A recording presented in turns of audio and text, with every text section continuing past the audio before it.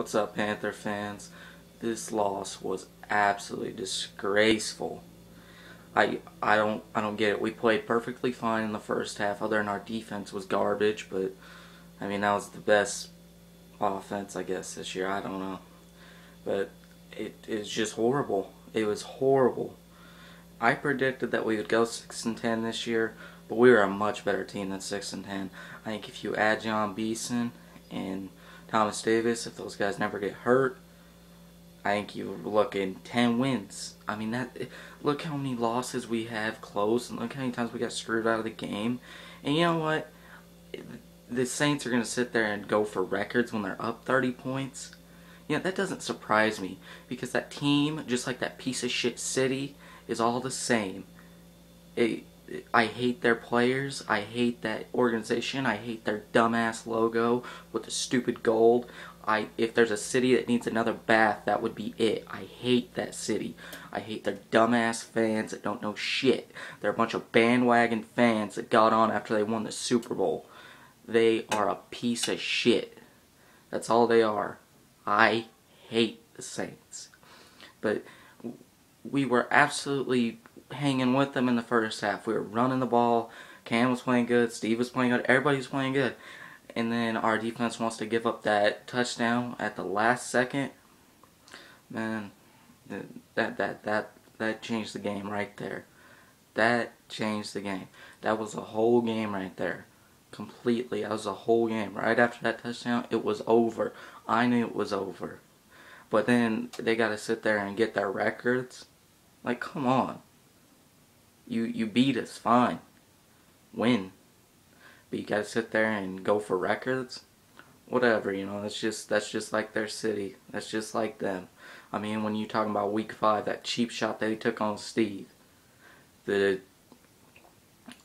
cheap shit they just do. Now, after they score, they have to get in our player's face, if you guys remember, in week 5. That's just the type of team they are. They're going to get bounced in the first round because they're not that good. We're a better team than them. We got 17 people on IR. I don't even think that includes Captain Mutterland. And, you're not talking about third string guys. We are playing our third string guys. Our first stringers are all on IR. John Beeson, Thomas Davis, our backups, Jeff Otah.